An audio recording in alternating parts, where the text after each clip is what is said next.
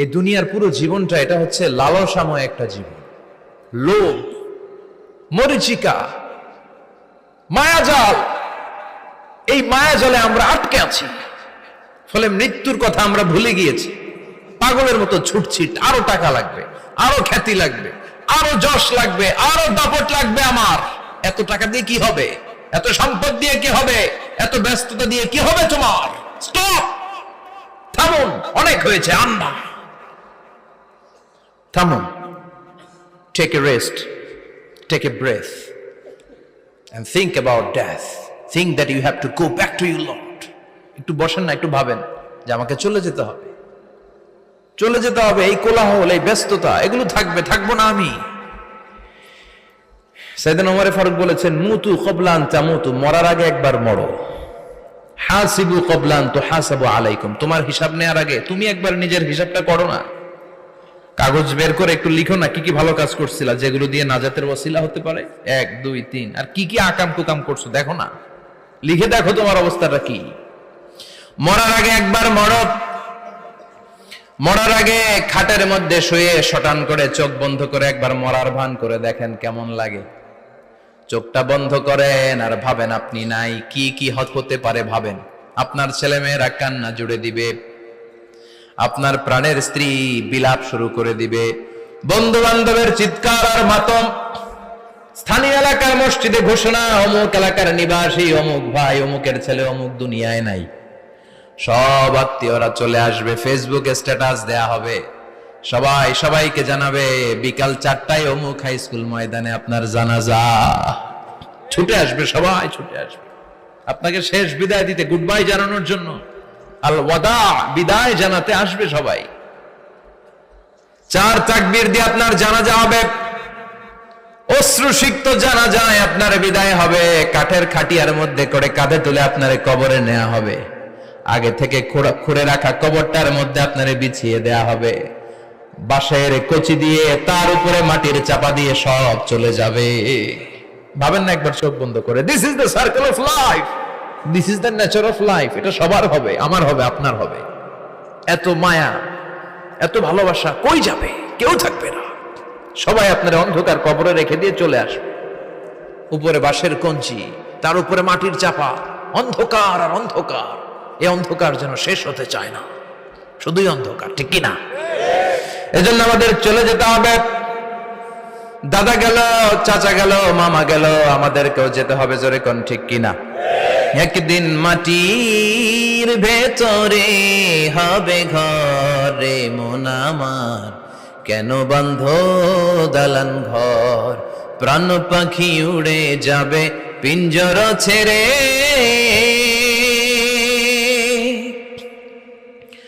ধরা ধামে সবই রবে, তুমি যাবে চলে। বন্ধু বান্ধব যত, মাতা পিতা যারা সুত, সবই হবে তোমার পরে। মন আমার কেন বন্ধ দালান ঘর, একদিন মাটির ভেতরে হবে ঘরে মন আমার, কেন বন্ধ দালান ঘর, ঠিক কিনা? সব করে থাকবে, চলে যেতে হবে আমাদেরকে। এজন্য আখিরাতের কথা যেন আমাদের স্মরণ হয়। বিশ্বনবী বলতেন, নাহাইতুকুমান জিয়ারাতিল কবুর, আমি তোমাদেরকে কবর জিয়ারত করতে আগে নিষেধ করতাম, কিন্তু এখন নিষেধাজ্ঞা প্রত্যাহার করে নিলাম। এখন সব সময় তোমরা কবরের সামনে যাবা আর জিয়ারত করবা। কবরস্থানে জানতো বড়ুয়া কৃষ্ণপুরের এই গ্রামের কবরস্থান আছে কোন দিকে? পূর্ব দিকে আছে, গোখরার জলের ওদিকে। যান আপনারা, একটু যাবেন, একটু গেলে আখিরাতের কথাটা স্মরণ হবে। ওখানে ছোট শিশুরা শুয়ে আছে, কিশোর যুবকরা আছে, আপনার মতো তাগড়া যুবক মুরব্বীরা আছে। এরা এই এলাকায় থাকতো, এরা আকাশ থেকে নেমে আসে না, এই এলাকার সন্তান, আজ নাই। একটা সার্টেন পিরিয়ড শেষে আপনিও থাকবেন না। This is the nature of life, this is the circle of life. ছোট্ট শিশু হয়ে এসেছিলেন, শৈশব, কৈশোর, যৌবন, প্রৌঢ়ত্ব। আগে ছিলেন সিঙ্গেল, বিয়ে করে হয়ে গেলেন ডবল। এরপরে আল্লাহ আপনাকে একটা মেয়ে দিল, এরপরে মেয়েকে বিয়ে দিয়ে শ্বশুর হলেন, এরপরে ওই মেয়ের ঘরে সন্তান হতে নানা হলেন। আর কতদিন? অনেক দিন হলো তো, অনেক লম্বা সময় পেয়েছেন আপনি। Think about death. এবার যাওয়ার কথা ভাবেন। আখিরাতের সামানের কথা ভাবেন, ফিরে যেতে হবে। কি শক্তিশালী যুবক, বার্ধক্য চলে আসলে লাঠি ছাড়া চলতে পারে না। কুচকুচে কালো দাড়ি সাদা হয়ে যায়, দাড়ির শুভ্রতা, বয়সের ভার, রং ধরা যৌবন জং ধরে শেষ, ঠিক কিনা? This is the circle of life. যুবক ভাইরা, এটাই জীবন, চলে যেতে হবে, কেউ থাকতে পারবে না, ঠিক কিনা? এটা রিমাইন্ডার আল্লাহ এই সূরার ভেতরে দিয়েছেন যে তোমাদেরকে ফিরে যেতে হবে, এই লোভ লালসা ছেড়ে দাও। রব্বুল আলামিন বলেন, আলহাকুমুত তাকাসুর হাত্তা যুরতুমুল মাকাবির। ও গোলাম, দুনিয়ার সম্পদ, লোভ লালসা তোদেরকে পাগল বানিয়ে দিয়েছে। এই লোভ পাগলামি কোনোদিন তোদের থামবে না যতদিন না তোরা কবরে ঢুকবি, ঠিক কিনা? কার কথা?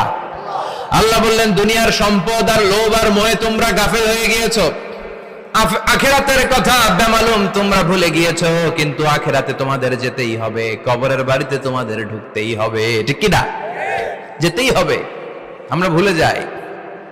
আলহাকুমুত তাকাসুর, অতিরিক্ত পাওয়ার লোভ, বেশি বেশি খাওয়ার লোভ, বেশি বেশি জমানোর লোভ মানুষকে গাফেল বানিয়ে দিয়েছে।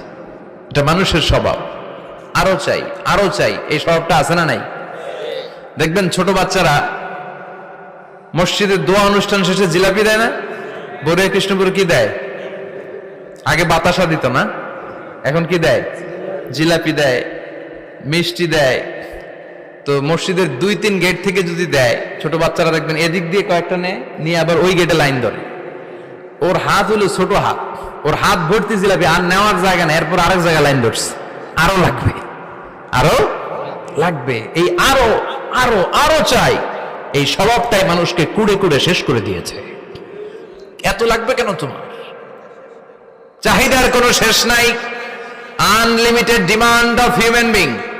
যার আছে বেশি তার চাই বেশি, যার সাইকেল আছে তার হুন্ডা চাই, হুন্ডা আছে তো প্রাইভেট কার চাই, প্রাইভেট কার আছে তো প্লেন চাই, প্লেন আছে তো হেলিকপ্টার চাই, হেলিকপ্টার আছে তো ওইটা চাই, ওইটা আছে তো সেটা চাই, ঠিক কিনা? এলাকার মেম্বার যে হয়েছে চেয়ারম্যান হতে চায়, আছে না নাই? চেয়ারম্যান সাহেব এমপি হতে চায়, আছে না নাই? এমপি সাহেব মন্ত্রী হতে চায়, আছে না নাই? মন্ত্রী সাহেব প্রধানমন্ত্রী হতে চায়, আছে না নাই? কিন্তু এই দেশে সুযোগ নাই, কথা কন। এই দেশে প্রধানমন্ত্রী সিলেক্টেড, 2-3 জনের বাইরে কেউ প্রধানমন্ত্রী হতে পারবি না, ঠিক কিনা? আমার এই জীবনে তো আমি 2-3 জনই দেখলাম। বেগম খালেদা জিয়া, মাননীয় প্রধানমন্ত্রী শেখ হাসিনার ছোট্টবেলা দেখেছি এরশাদকে, আমরা তখন ছোট। তো মানুষের চাহিদার কোনো শেষ নাই, যার আছে বেশি তার চাই বেশি। এজন্য বিষ্ণু বলেছেন, উনজুরু ইলা মান হুয়া আসফালা মিন, তোমার চেয়ে যে খারাপ আছে ওর দিকে তাকাও। ওয়ালা তানজুর মান হুয়া আ'লা মিন, তোমার চেয়ে যে ভালো আছে ওর দিকে তাকাও না, তোমার চেয়ে যে খারাপ অবস্থানে আছে ওর দিকে তাকাও। অনেকে নিজের অবস্থান নিয়ে সুখী না, এরকম আছে না নাই? আল্লাহ আমার এটা দিল না রে, ওইটা দিল না রে, পাইলাম না রে, কিচ্ছু হয় না, কি করব জীবন, হতাশ। আসলে আছে কিন্তু অনেক, কিন্তু শুকরিয়া নাই, ডাকাত, ঠিক কিনা? নিজের অবস্থান নিয়ে সুখী না, কিন্তু অনেক লোক আছে তারা আপনার অবস্থানে পৌঁছতে চায়। তাদের দিকে তাকিয়ে দেখেন, আপনি যে অবস্থানে আছেন এই অবস্থানে পৌঁছাটা অনেকের কাছে স্বপ্ন। তারা প্রতিনিয়ত সংগ্রাম আর স্ট্রাগল করে যাচ্ছে আপনার অবস্থানে পৌঁছতে, আর আপনি এটা নিয়ে সন্তুষ্ট না। শেখ সাদির নাম শুনেছেন?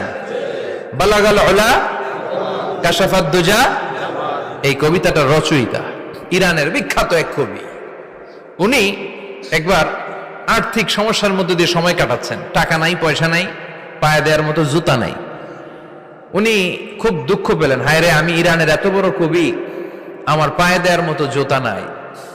দুঃখ ভরা মন নিয়ে রাস্তায় হাঁটতে বেরোলেন। হাঁটতে হাঁটতে হঠাৎ দেখলেন একটা লোক শুয়ে শুয়ে কাঁদছে, ওই লোকটার 2টা পাই নাই,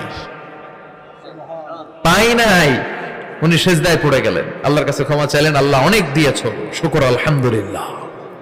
এজন্য যেই পরিস্থিতিতেই থাকি না কেন আমরা কি পড়বো? জোরে বলেন, কি পড়বো? এজন্য কানাতু মিনাল ইসলাম, অল্পে তুষ্ট থাকার নাম হলো ইসলাম। সম্পদ লাগবে কিন্তু সম্পদের পাহাড় লাগবে না, ঠিক কিনা?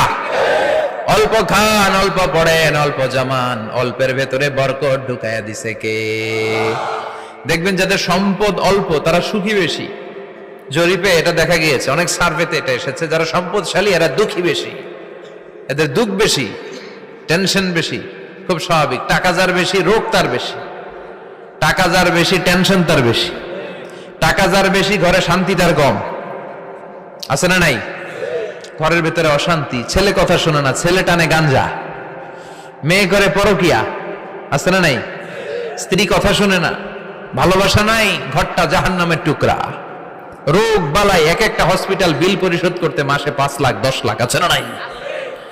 কিছু খেতে পারে না, ডাক্তার একেবারে ডায়েট মেনু বেঁধে দিয়েছে। Diet, very diet menu. এটা এটা এটা এটা কিছুই খাবেন না, শুধু গরু খাবেন না, খাসি খাবেন না, চিংড়ি খাবেন না, খালি ঘাস খাবেন। ইচ্ছে মতো ঘাস খাবেন, মানে ঘাস জাতীয় যত আইটেম আছে সব খাবেন। শাক খাবেন, সবজি খাবেন, সালাদ খাবেন। গরু, চিংড়ি, মুরগি, গোশত, ইলিশ কিছু খেতে পারে না। তাহলে রোগ বেশি, খাওয়ার মজা নাই, ঘরে সাংসারিক শান্তি নাই, খালি ব্যারাম আর ব্যারাম। ঠিক কিনা? কিন্তু সম্পদের পাহাড় ঘটেছে। আর অল্প যারা খায়, অল্প পড়ে, রিক্সাওয়ালা, কুলিওয়ালা, অল্প বেতনের চাকরি, কিন্তু হক হালালি মেনে চলে, দেখবেন শান্তি আছে অনেক। হ্যাঁ, বাসা ভাড়া দেয়, ফ্যামিলি চালায়, বাচ্চাদের স্কুল বিল, এরপরও মাস শেষে 1-2 হাজার টাকা হাতে থেকে যায়। আর ওর প্রতি মাসে 10 কোটি টাকা ইনকাম, তারপরও ব্যাংকের ঋণ আছে না নাই?